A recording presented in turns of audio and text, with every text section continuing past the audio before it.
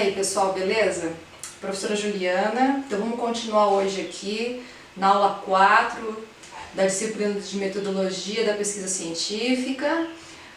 Nós vamos dar continuidade à matéria da aula passada, tá? Então nós vamos continuar falando da parte dos conhecimentos, dos tipos de conhecimento, então provavelmente esse vídeo vai ser um pouco mais curto, porque daí a gente fecha essa parte aqui agora do conhecimento, né, dos tipos de conhecimento, e aí na próxima aula a gente vai falar sobre ciência e o método científico, certo? Então, retomando, na aula passada nós fizemos uma introdução, falamos um pouco da importância do ensino universitário, né, as bases, os 3 pilares, né, que regem o ensino universitário, e começamos a falar do que era conhecimento. Fizemos uma definição e começamos já a pontuar alguns tipos de conhecimento, tá? Na aula passada, então, nós começamos falando do conhecimento mítico e falamos depois também do conhecimento popular ou empírico.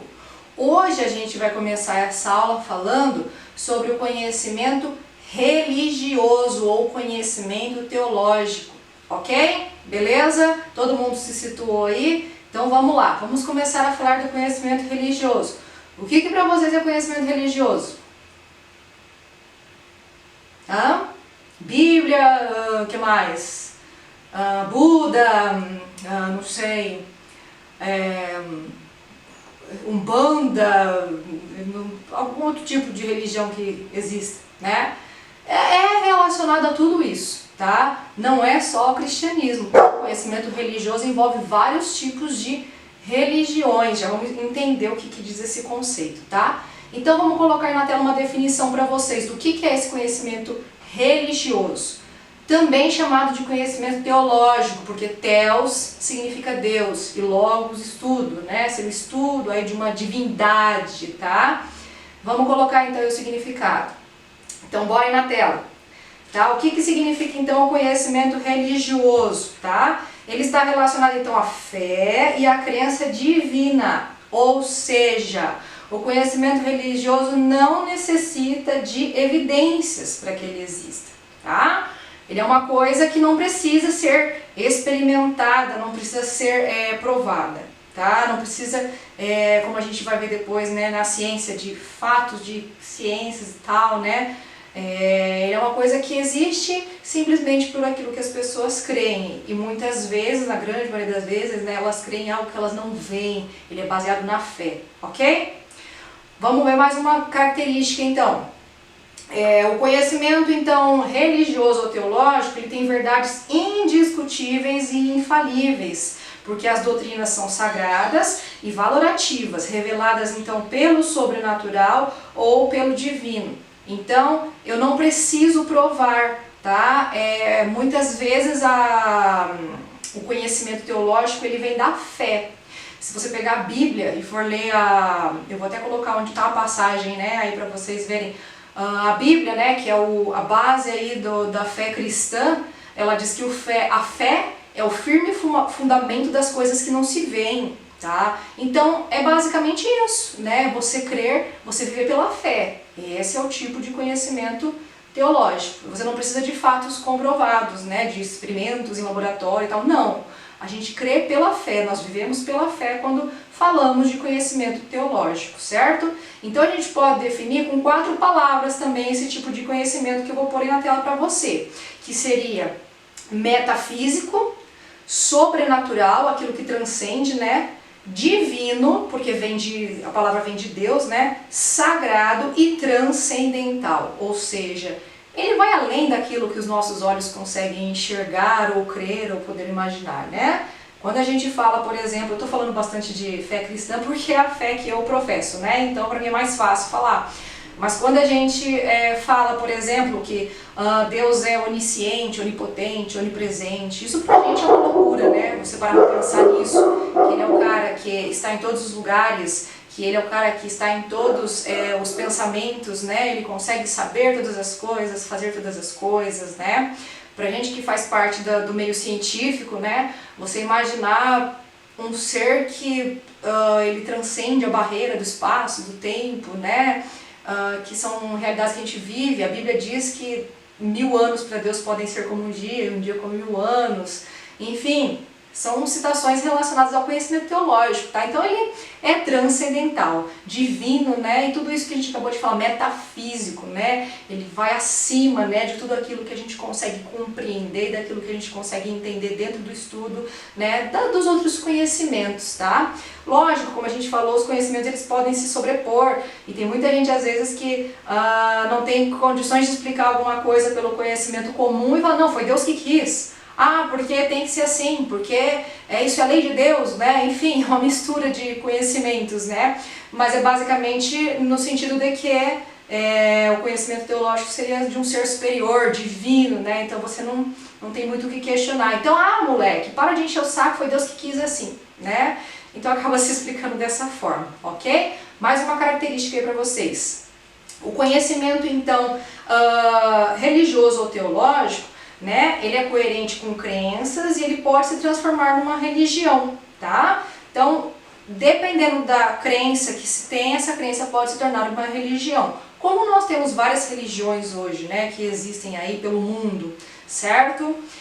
Então, nesse caso, a religião seria um uso sistematizado e institucionalizado desse tipo de conhecimento, beleza? Certo, pessoal? Vou colocar um texto aqui para vocês, deixar no material para vocês darem uma lida e conhecer um pouco, né? Não um texto de Bíblia, não, um texto falando sobre teologia, sobre, né, divindade, sobre o conhecimento religioso, certo? Vou deixar depois disponível no portal para o pessoal ler. Agora vamos falar de um outro tipo de conhecimento, que seria o conhecimento estético ou artístico, tá? Seria o nosso quarto tipo de conhecimento dentro de todos que nós estamos falando, tá? Então, antigamente a arte ela não era considerada um tipo de conhecimento, né? Nós considerávamos então que a ciência era o topo de todo o conhecimento e de tudo que se sabia era soberano, né? O conhecimento científico, e os outros tipos de conhecimento foram colocados aquém, abaixo, né? E hoje a gente já sabe que não funciona mais dessa forma. Tá? Baseado no sentido de que o artista ele pode expressar alguma coisa na sua obra, num quadro, numa pintura, numa tela, numa escultura, qualquer tipo de dança, de teatro, de interpretação, né? E isso hoje é considerado um tipo de conhecimento. Como a gente já comentou na aula anterior, a gente não está aqui para falar que um conhecimento é melhor que o outro, se sobrepõe ao outro, é mais legal, é mais certo, é mais bonito, é mais errado, não. Cada um tem o seu valor, né, baseado na vida da pessoa, no histórico onde ele se encontra e por aí vai, tá? Então não temos aqui como julgar, falar, não, arte é o melhor conhecimento, não, é pior porque, né, não tem a ver com a ciência, não, não é isso, é um tipo diferente de conhecimento, tá? Então, algumas características aí para você do conhecimento artístico ou estético. Vamos lá. Então, ele é um conjunto de fatores pessoais adquiridos durante a vida, a experiência e a carreira desse artista, certo? Então, o processo criativo ele pode acontecer através das artes plásticas, da dança, da música, do teatro, do cinema e de uma infinidade de formas que podem ser consideradas como arte. E é um tipo de conhecimento, porque como acabou de ser falado, né, aí, que você leu no texto, ele se baseia na experiência de vida desse artista, tá? Uma coisa também interessante a gente falar é que uma polêmica até, né, andei dando uma lida sobre essas questões, vou deixar um link também no portal para vocês lerem um pouco sobre conhecimento artístico, que foi da onde eu tirei muitos dos textos aqui que a gente está falando, né? Hoje se questiona muito a questão das obras artísticas custarem muito caro, né? Mas assim, é uma questão que quando um artista ele é reconhecido e ele é valorizado, ele se torna uma marca. Então tudo que vai vir daquele artista, né, quando ele se torna alguém renomado, né, precisa ser legítimo dele, precisa ter essa legitimidade, tá? Então, por causa disso, um artista não é simplesmente um cara que vai pegar uma tela e fazer umas bolinhas e umas pinturinhas. Ele tem todo esse processo legal de reconhecimento aí do trabalho dele. Ó, o pessoal do direito aí, ó, o processo legal da lei, né? De reconhecimento desse trabalho, né? e todos os direitos autorais que ele teria direito, né? Direito autoral, tá? Então por isso acaba se tornando uma obra onerosa, né? Quando o artista é conhecido, isso torna-se muito caro, né? Nos nossos olhos ali humanos, né? Pô, fez só isso e custa tão caro, mas tem várias coisas embutidas ali naquele só isso, né? E aquilo ali é uma inspiração, vamos dizer assim, é baseado naquilo que o cara vive, na forma que aquele cara, aquele artista tem de visualizar o mundo, né? A experiência de vida dele, que é diferente da minha, da sua e de outras pessoas, né? Pessoal do agro aí, né, para até, vamos dizer, se familiarizar com essa questão de direito, né? Que a gente está falando aqui das obras. Isso é muito comum, por exemplo, na agricultura, né, os royalties. Olha como algumas empresas grandes, que eu não vou citar o nome aqui, né, ganham royalties em cima, né, de produtos que revendem, de tecnologias, né, porque foram eles que descobriram que eles detêm essa patente, essa tecnologia, por isso esse produto acaba sendo mais caro do que um similar ou um comum, alguma coisa que não faria o mesmo efeito, tá? Então é nesse mesmo sentido que a gente consideraria que essas obras aí são caras, tá? Uma curiosidade que eu andei pesquisando e olhando sobre, né? Porque às vezes a gente se questiona, né? Bom, já que estamos falando sobre conhecimento, né, artístico, pô, por que aquelas obras são caras, aquela escultura, aquilo e tal, né? Tem um porquê de ser, né? Certo, só uma curiosidade, um adendo aí à nossa aula. O que mais que nós podemos falar de característica do conhecimento artístico? Vamos colocar aí na tela. Então, nós podemos dizer assim que o artista ele se expressa sobre um contexto histórico e cultural específico, tá? Com a visão positivista do conhecimento, né, algo ali estudado pela história, pela filosofia lá atrás, né? A ciência foi colocada numa hierarquia, no topo de uma hierarquia, colocando então assim a ciência como a única forma de conhecimento, vamos dizer, válido, tá?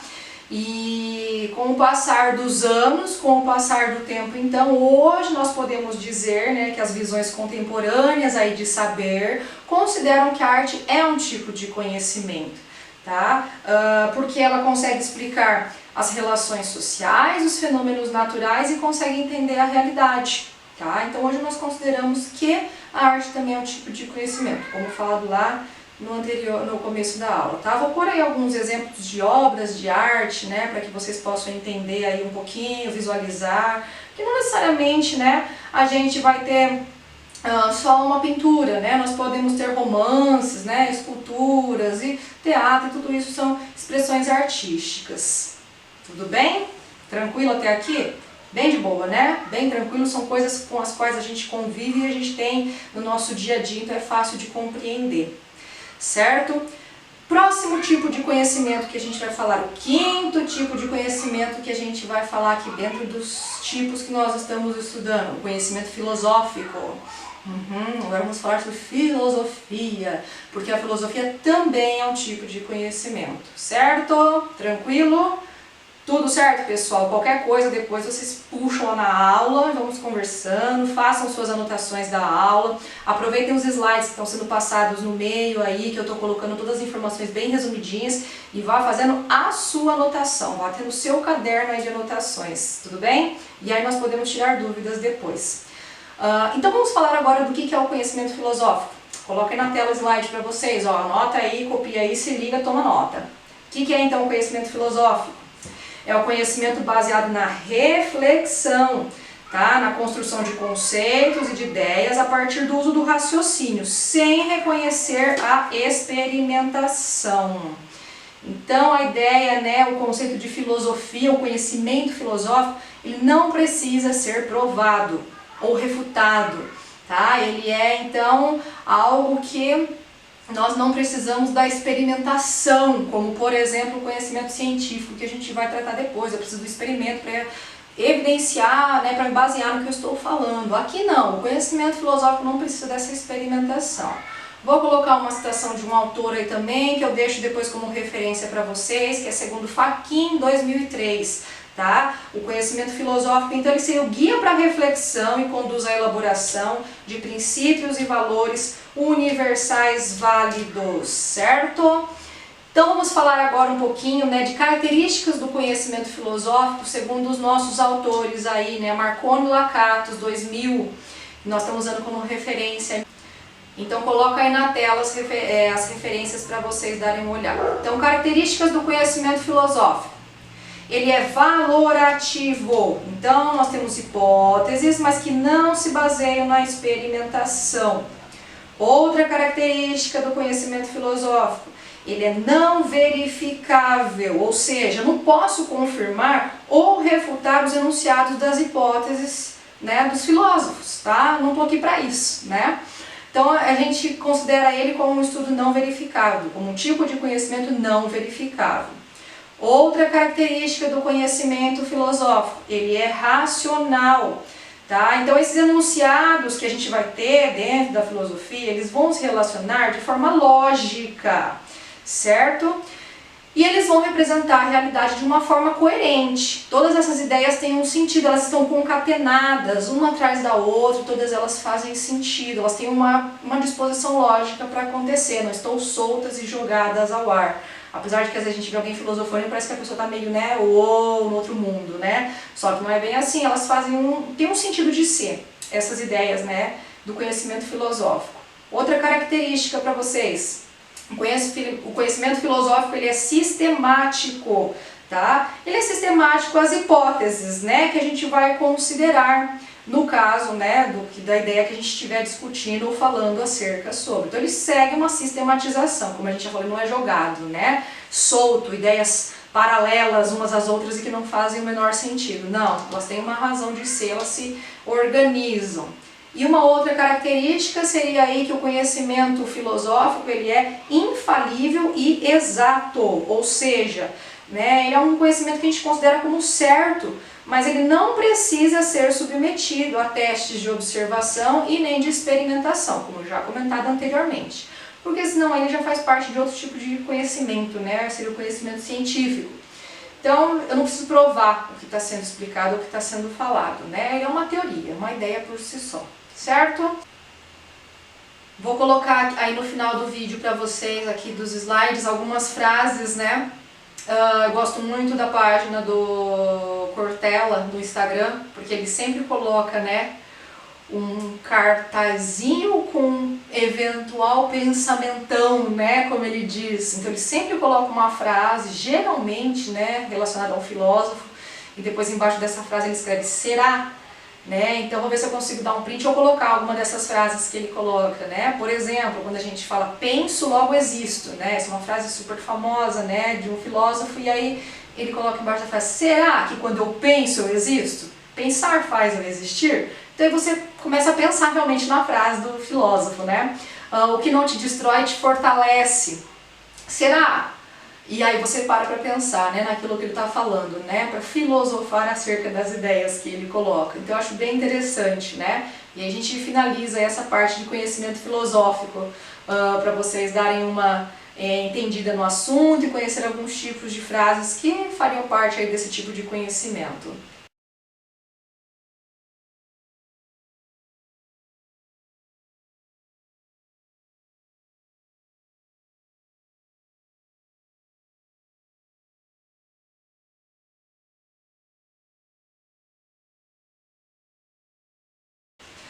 O próximo conhecimento que nós vamos falar agora, o sexto tipo de conhecimento, seria o conhecimento técnico. Então, o que significa o conhecimento técnico? O que é eu ser técnico em alguma coisa? Eu tenho técnica, eu entendo disso, eu sou técnico nesse assunto, eu sou técnico de automação, sou técnico em elétrica, enfim. O que seria esse técnico? Qual que é a definição aí do conhecimento técnico? Alguém faz alguma ideia? Pois bem, vou postar para vocês também aí, vamos ver no slide aí. O conhecimento técnico, então, é a aplicação das outras formas de conhecimento para solucionar problemas. Outra característica, então, do conhecimento técnico, né, já que ele aplica outros conhecimentos para solucionar um problema, para resolver um problema, ele vai se basear no que, então? Na objetividade operacional da aplicação, do saber fazer um determinado contexto, tá? E hoje em dia, né, atualmente, tem se voltado muito o mercado para produzir técnicos, né, cursos técnicos, para produzir, então, técnicos que consigam solucionar problemas em diferentes áreas, né, do conhecimento, em diferentes áreas, né, da indústria, da automação, da tecnologia, né? O cara que é técnico em redes de computadores, o cara que é técnico em elétrica, técnico em automação industrial. Então hoje isso é um diferencial para o mercado. O cara de uma empresa lá que tem um técnico que mexe naquela área específica, né, ele tem um diferencial competitivo sim, de ter uma pessoa específica para essa função, para solucionar problemas nessa área, né? É importante a gente ressaltar também que o serviço do técnico, ele é um serviço assim muito minucioso e que ele envolve muito a questão da prática, né? Porque, por exemplo, quando você pensa, vou dar um exemplo assim que fica fácil da gente entender, né? É uma coisa assim relativamente do nosso cotidiano, então fica fácil da gente pensar. Por exemplo, eu tenho um eletricista e ele trabalha, né, sei lá, fazendo instalação de alguns equipamentos de casa e tal, domésticos. E aí esse eletricista, por definição, ele sabe que os fios que vão conectar o chuveiro, o vermelho ele é o fio positivo e o fio preto vai ser o fio negativo. Ponto. Tá? Tô passando uma informação. Por definição, quando a gente estuda, a gente aprende lá na escola que o vermelho é o positivo e o preto é o negativo. Né? Eu até brinco que o preconceito começa quando você coloca o preto como negativo. Né? Por quê? Por que o fio preto tem que ser o negativo? Né? Olha o padrão que criaram, né? Não sei de onde veio isso, né?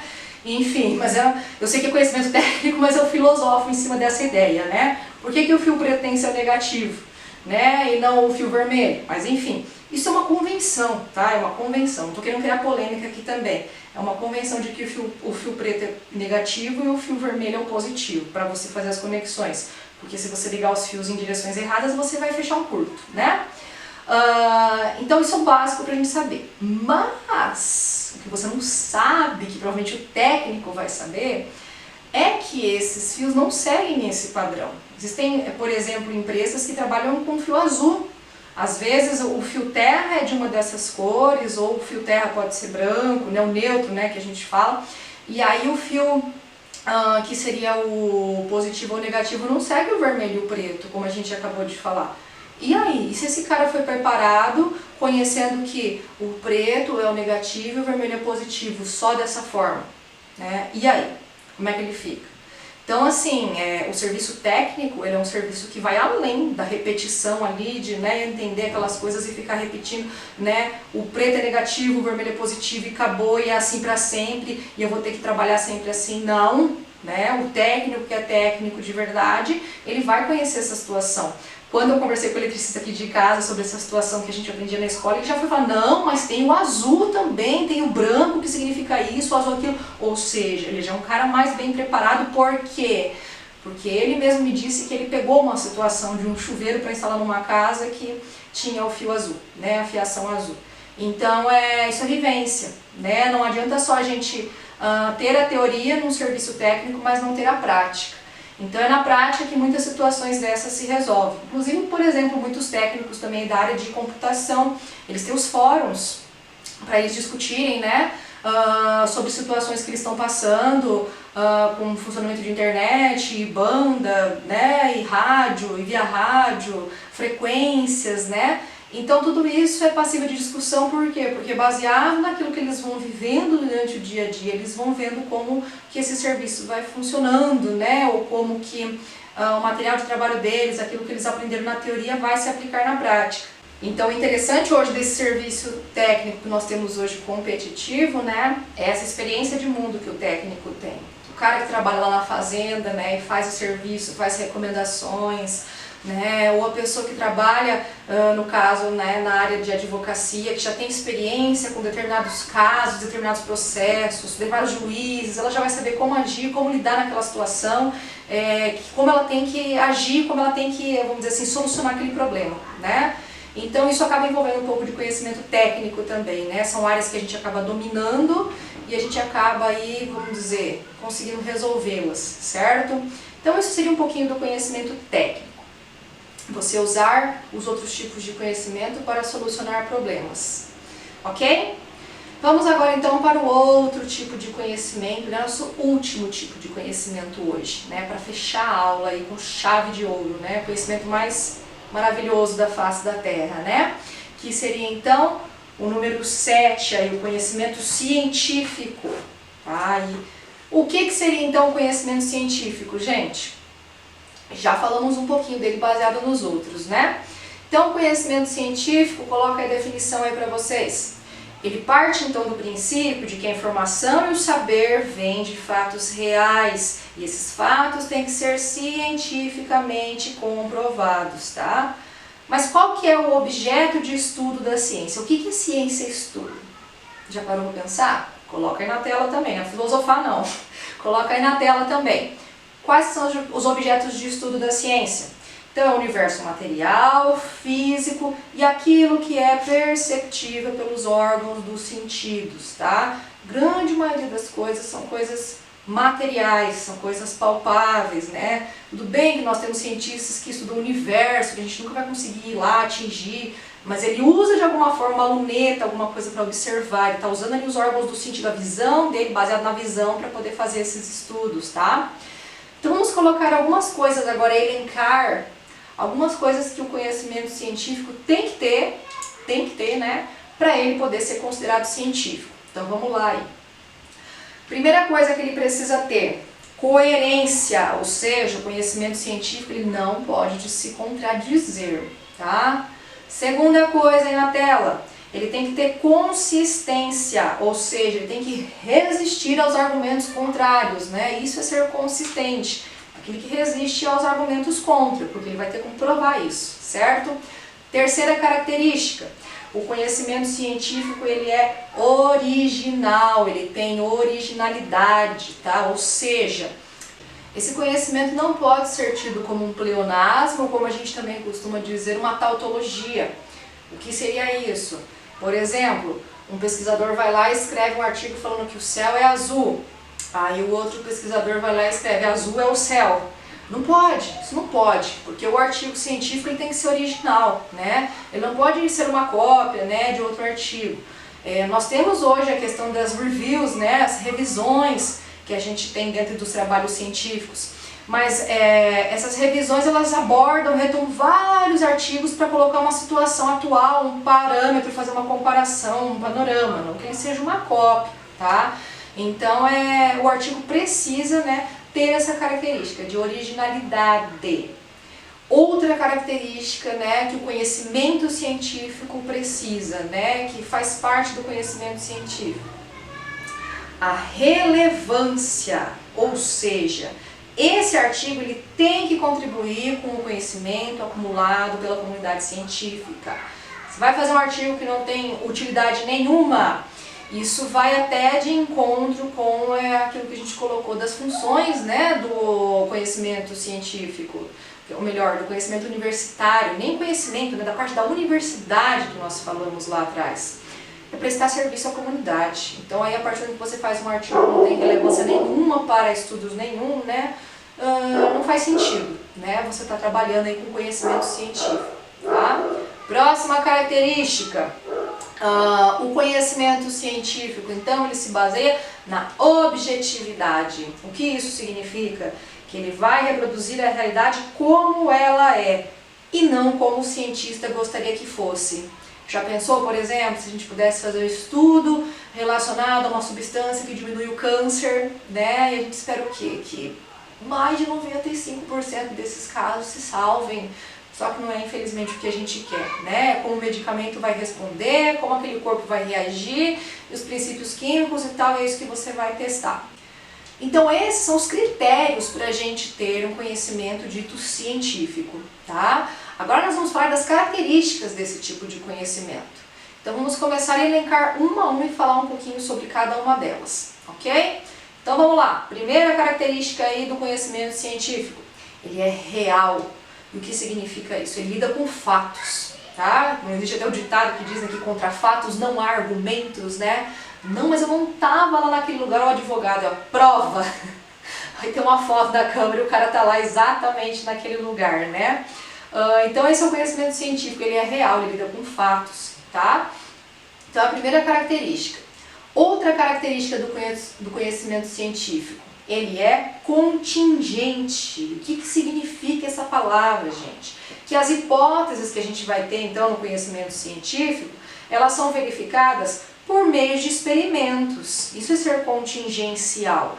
E não pela razão, como a gente comentou lá no conhecimento filosófico, né? Então é um pouquinho diferente os dois tipos de conhecimento, tá?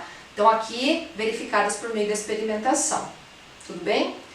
Próxima característica do conhecimento científico, ele tem que ser sistemático, já falamos disso, né? Ele tem que ser lógico, ele forma um sistema de ideias e não desconhecimentos dispersos e desconexos. Tudo aqui também tem que fazer um sentido.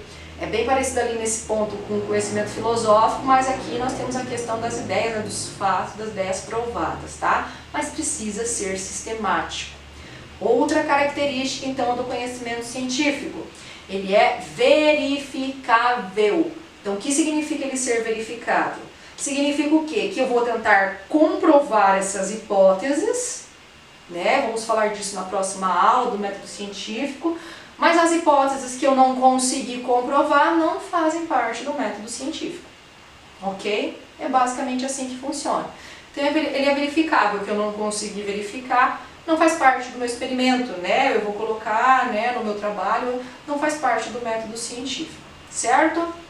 Próxima característica, o método científico é aproximadamente exato. Meu Deus, o que significa isso, tá? Significa que eu posso ter novas técnicas e que futuramente eu posso melhorar o acervo dos meus estudos. Não é que está errado, né? Não é que é aproximadamente certo e está errado, não.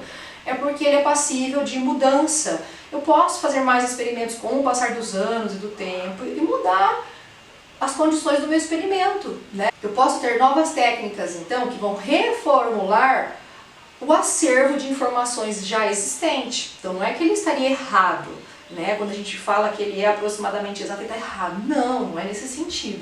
É de que eu posso estar cada vez aprimorando os estudos e eu posso ter novas informações acerca daquela área que eu estou pesquisando, certo? E ainda bem por isso, né? Ciência viva, né? Podemos estar evoluindo a cada dia mais em determinados estudos que a gente escolha trabalhar, tá? Outra característica, então, do método científico, ele é falível.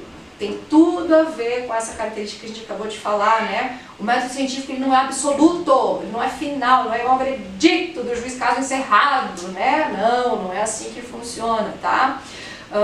O método científico, então, ele é passível de ser mudado. Como? Através de novos experimentos, novos testes e novos estudos, tá? Isso tudo pode acontecer. Eu tenho um trabalho, fiz um teste e de repente eu posso fazer um outro para refutar esses resultados ou para confirmar, né? Nós temos muitos casos desses na história, né? Eu aqui como bióloga posso citar para vocês o trabalho de Mendel, né? O pai da genética, né? Para saber a cor do seu olho, do seu filho, né? Que eu tenho olho tal, minha mulher tem olho tal, que olho vai ter meu filho, das ervilhas, né? As informações hereditárias. Mendel fez um trabalho, publicou, ninguém deu valor para o trabalho dele, não foi reconhecido. Depois, quando Mendel morreu, já tinham 3 grupos de pesquisadores em locais diferentes do mundo, trabalhando com os mesmos aspectos de Mendel, não com ervilhas como ele trabalhou, mas com outros tipos de trabalho. E eles chegaram, os 3 grupos, às mesmas conclusões que Mendel. Então, ou seja, eles pararam a pensar, naquela época não tinha, isso foi no ano de 1900, não tinha Facebook, não tinha WhatsApp, não tinha e-mail para compartilhar os resultados, malemar um telefone decente, né? Mas eles chegaram aos mesmos resultados através dos papers científicos e disseram que Mendel estava certo. E o trabalho de Mendel foi reconhecido depois que ele morreu, né? Então Mendel foi reconhecido como pai da genética depois de morto, né? Porque alguém fez os mesmos trabalhos que ele, chegou aos resultados muito semelhantes ao dele, né? Porque a ciência é isso, ela é falível, tá? Então ela pode passar por testes, novos resultados. Nesse caso acharam um resultado muito parecido, muito semelhante com o de Mendel, né? Ou pode acontecer o contrário, a gente fazer um trabalho e refutar uma pesquisa, certo? Outra característica, então, do método científico, é o gordura latino ali fora me atrapalhando, né? Mas vamos lá.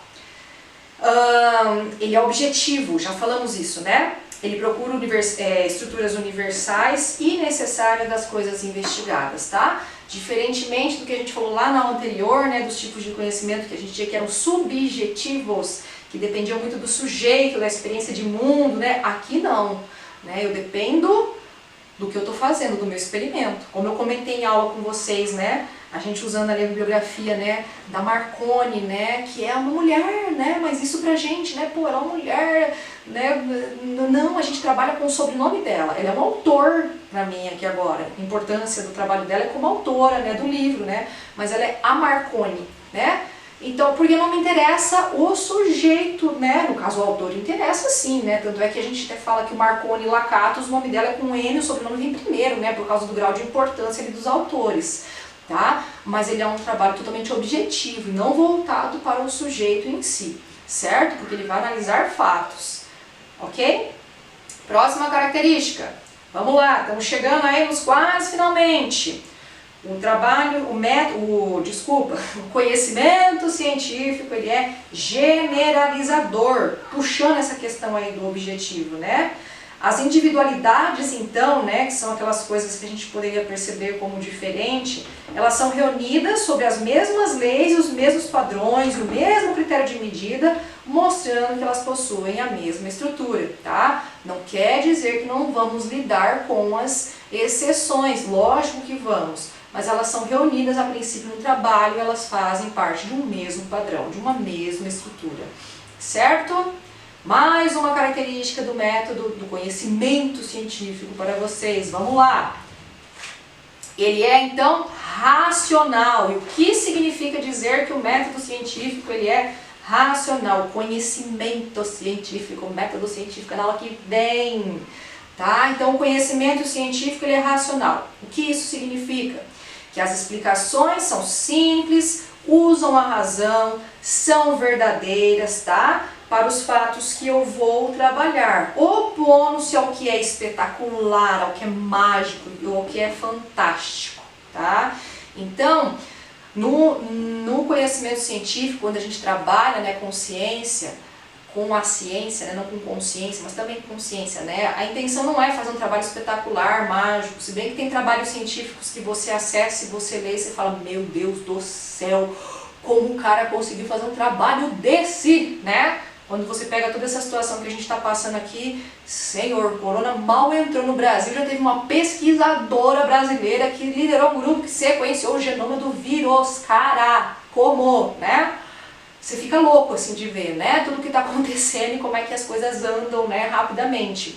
Então a intenção, né, nesse caso, por exemplo, por que nós estamos sequenciando o genoma do coronavírus? Porque nós precisamos resolver um problema, essa situação, né? Precisamos achar uma vacina ou algo que possa ser feito, né, com relação a toda essa pandemia que está acontecendo, né? Por que nós sequenciamos o genoma da ferrugem asiática? Porque ela é um problema hoje para as culturas de soja do mundo, né? Ela é asiática, ela veio da China, mas hoje atinge o mundo, é um problema de mundo essa questão da ferrugem na soja, né?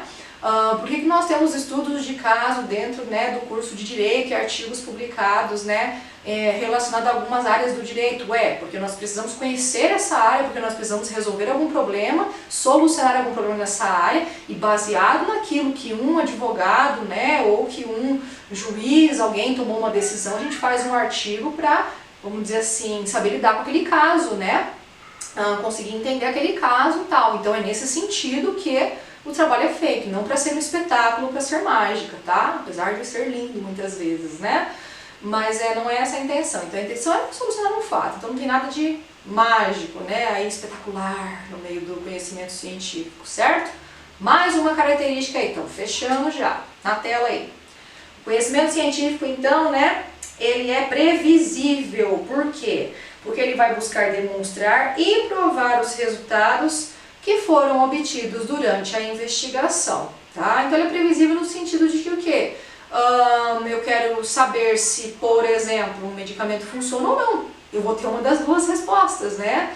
E se ele funciona, como ele funciona? Será que teve algum mecanismo, algum efeito colateral, né? Enfim, é algo fácil de se prever. Eu espero dois resultados, né?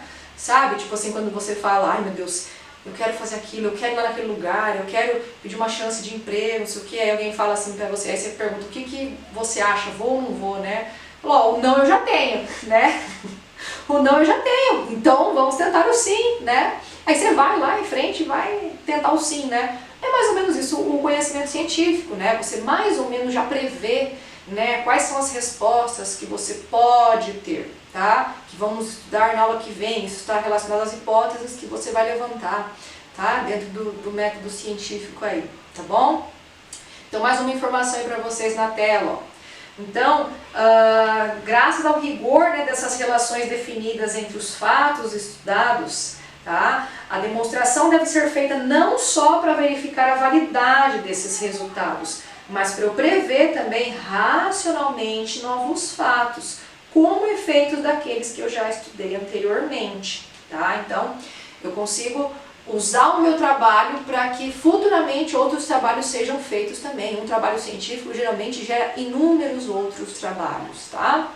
Então a gente pode colocar aí de forma resumida aí na tela, né? O conhecimento científico, então, como algo bem ordenado, contínuo, ocorrendo então por meio de estudos incessantes, tá? E a gente tem que tomar o maior cuidado para que essas teorias, né, que são feitas e que surgem aí dentro do conhecimento científico, elas não virem doutrinas, tá? Isso faz com que o conhecimento científico fique até chato, né?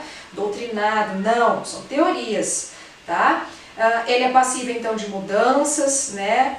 É paciente, lento de investigação e de pesquisa racional, tá? E para fechar a aula então, né? Eu deixo aí essa mensagem, né, de que a ciência é viva. Tá? Nós estamos passíveis de mudanças o tempo todo, em todos os âmbitos da ciência, do conhecimento científico. Um estudo vai sendo, vamos dizer assim, feito e através dele nós conseguimos aprimorar esse estudo, aprimorar essas informações, né? E com o passar do tempo, novas descobertas, né? Baseado naquilo que foi feito, às vezes, no estudo de 1920, 1930, a gente consegue chegar numa informação que é importante para resolver uma chave, para resolver um trabalho nos dias de hoje, tá? Então isso é muito interessante da gente nunca esquecer dentro do conhecimento científico. Não é engessado, é fixo, é aquilo, acabou, falou tá falado, né? Porque as pessoas já colocaram antigamente, né, a ciência como se ela fosse um patamar assim de hierarquia do mais importante possível. Mas assim, é importante, lógico que o conhecimento científico é importante, mas ele é vivo. E aquilo que é vivo é dinâmico, né? Não para, está o tempo todo se modificando, se moldando e estudando aquilo que é necessário e surgindo novos tipos de conhecimento aí através de estudos feitos anteriormente, tá? Conhecimento científico dentro do próprio conhecimento científico, ok? Espero que você tenha gostado aí da aula, que você tenha entendido, que você tenha feito as suas anotações, tá? Esse período é um período aí atípico pra gente, estamos tendo que fazer aulas online aí por causa dessa questão do isolamento social, tá? Mas eu creio de verdade que a gente vai passar por tudo isso, né? Mais fortes, vamos superar todos esses ônus que nós estamos tendo aí com toda essa situação, tá? E eu acho que superação tem a ver com isso, né?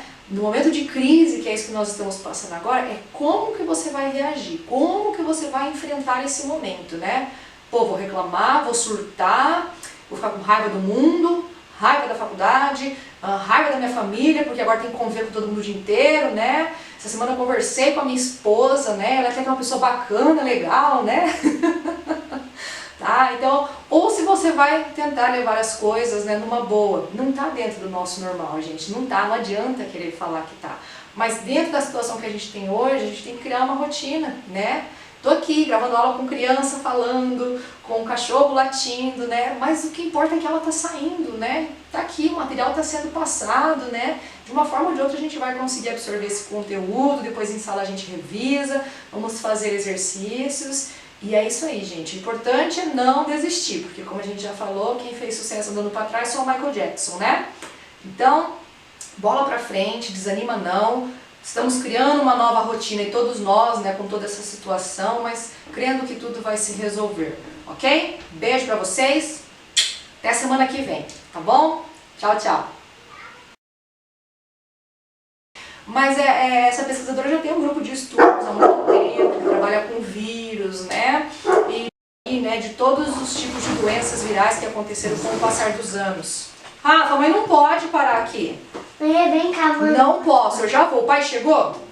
Não. Não, então Podemos te falar uma coisa? Fala uma coisa. Olha, então, sabia que se pegar uma foto de outro branquinho, aparece 4 vidas? Se pegar se a gente tiver 3 vidas, se a gente tiver 3 vidas e um branquinho,